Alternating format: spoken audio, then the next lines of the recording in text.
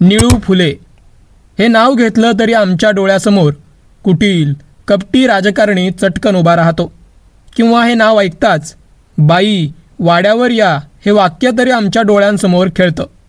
पण दुर्दैवानं ही निळूभाऊंची ओळख मुळीच नाही. ते केवळ पडद्यावर त्यांनी साकारलेलं पात्र होतं. वास्तविक आयुष्यात हा माणूस दिलदार, मनमुराद आणि तितकाच सेवाभावी वृत्तीचा होता. महात्मा फुलेंचे वंशज असल्यानं समाजसेवा तर त्यांच्या नसानसात भिनली होती.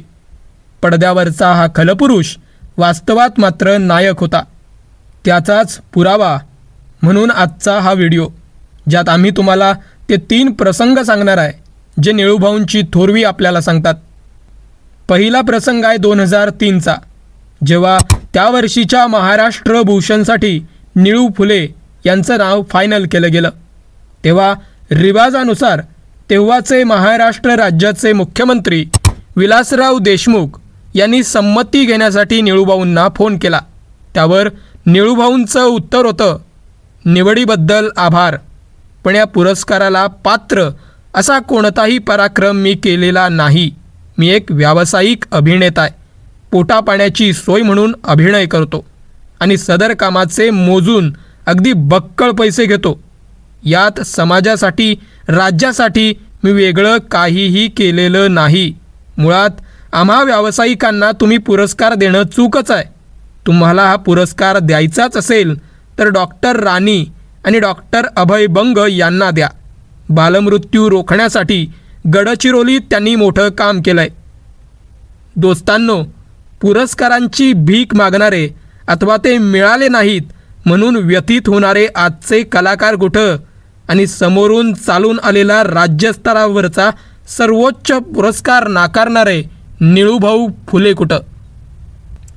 दुसरा प्रसंग आहे ज्यावेळी राष्ट्रसेवा दलाचं सुवर्ण महोत्सवी वर्ष साजरं केलं जात होतं तेव्हाचा.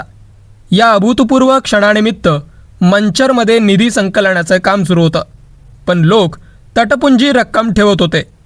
त्यामुळं हवा तेवढा आणि हवा तसा निधी गोळा होत नव्हता. निळूभाऊंना स्वतःची ब्रँड व्हॅल्यू माहिती होती. हा एवढा मोठा नट स्वतः रस्त्यावर बसला आणि निधीचा महापूर आला.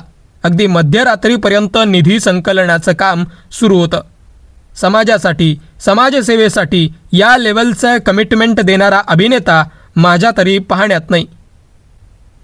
तिसरा प्रसंग आहे 1972 सालचा, जेव्हा महाराष्ट्रात दुष्काळ पडला होता.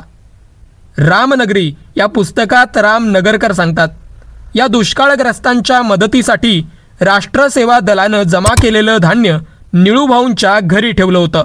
नेमकं त्याचवेळी भाऊंच्या घरातलं धान्य देखील संपलं. म्हणून त्यांच्या आईनं विचारलं की पोत्यातलं थोडंसं धान्य घेऊ का.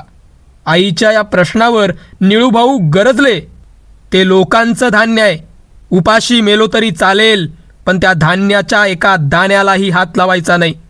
समाजाप्रती केवढीही निष्ठा. खरंच अशी माणसं पाहिली की शब्दही त्यांच्यापुढे नतमस्तक होतात. या अशा माणसांना लागू होतील असे शब्दच कोणत्या भाषेने इजाद केलेले नाहीत. निळूभाऊ त्याच मोठ्या लोकांच्या पंगतीत येतात.